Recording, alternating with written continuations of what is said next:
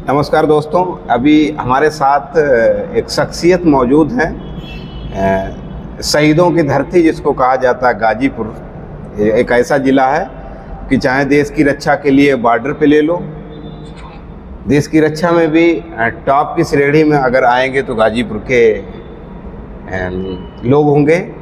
आज हम लोग इलाहाबाद में हाई कोर्ट में बैठे, हमारे साथ हमारे बड़े भाई समान सर हैं अरुण चंचल जी, जो कि पूरे प्रदेश में, मैं फर्रुखाबाद से, भाई साहब गाजीपुर से हैं। आज मुलाकात हुई तो स्वाभाविक है कि वीडियो के माध्यम से आप लोगों को भी परिचय कराया जाए कि ये ऐसे शख्सियत हैं कि फर्रुखाबाद में अभी कुछ दिन पहले घटनाएं हुई थी। 2 लड़कियों एक डाल में टंगी फांसी पे मिली। इसके बाद अभी यादवों के गांव में उखरा कांड जो नवाबगंज में था, लगभग 27 से 28 घर मकान गिराए गए थे। तो दोनों विषयों पे सर ने खुद अपनी तरफ से, हमारा कांटेक्ट था किसी माध्यम से, तो सर ने मुझे भेजा और उस पीड़ित परिवार से बात की, हर संभव मदद के लिए तैयार। ये फर्रुखाबाद नहीं, देवरिया प्रेम यादव जो 2 अक्टूबर 2023 को घटना हुई थी, वो केस भी निःशुल्क लड़ा। निशा यादव का केस हो, चाहे ये जरूरी नहीं कि यादव समाज के ही केस हो, पीडीए परिवार के, मुझे लगता है पीडीए परिवार का कहीं केस है और वो परिवार इतना पीड़ित है, शोषित है, जो फीस या वहाँ तक नहीं पहुँच पाता है। बल्कि उस लड़की के पिता से सर ने ये भी कह दिया था कि किराया हम दे देंगे, हाई कोर्ट तक आ जाओ। तो सर का हमारे चैनल सोशल मीडिया पर स्वागत है।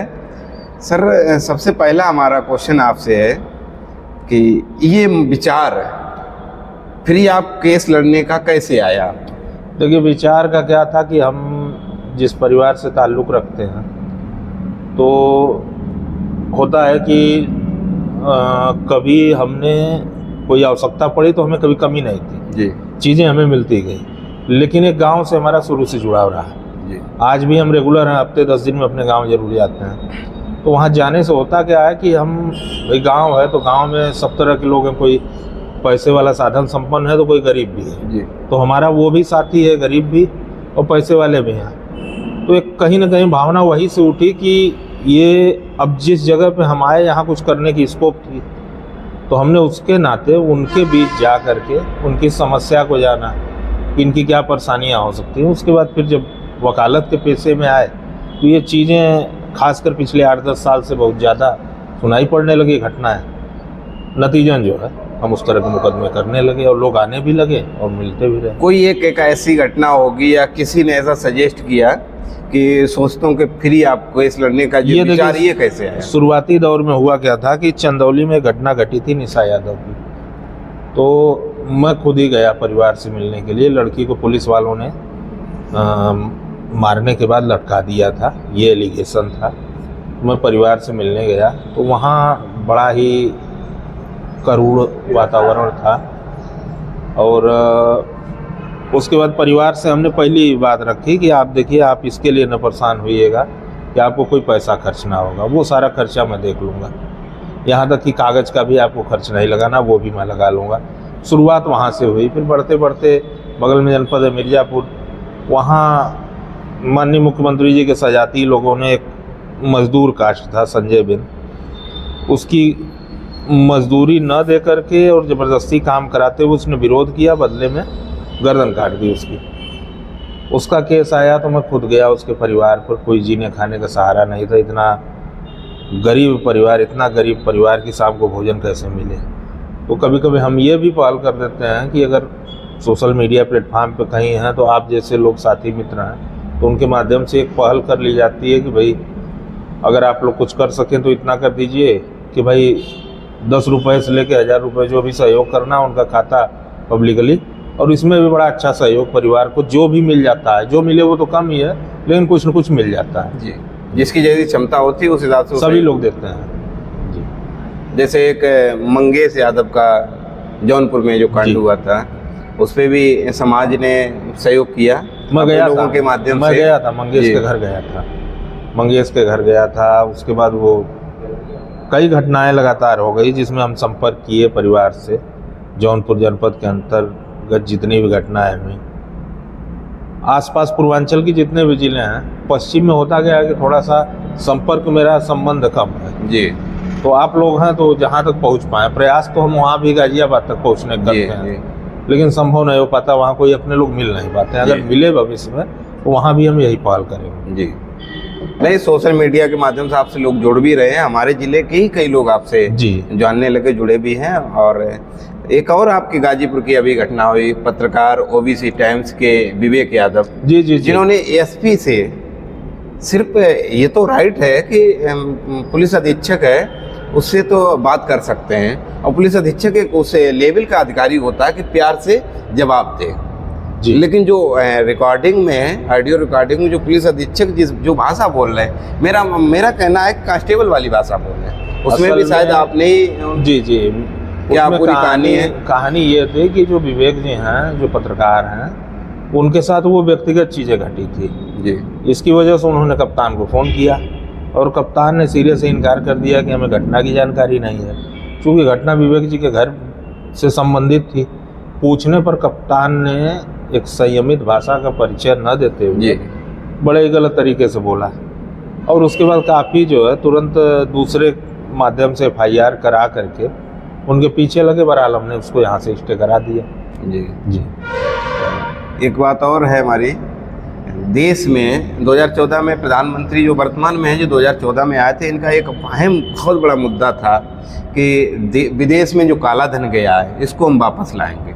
क्योंकि आप हाई कोर्ट के एडवोकेट हैं, इसलिए हम जानना आपसे चाहते हैं कि विदेश में जो काला धन गया, काला धन का मतलब हमारे देश में जो चिटफंड कंपनियों के नाम से जो बिजनेस करके लोग भाग जाते हैं विदेशों में, ये अलग बात है कि भागने वालों में उपनाम मोदी ही आते हैं, या आज जो चर्चाएं हो रही थी उनमें मैक्सिमम सवर्ण लोग ही थे।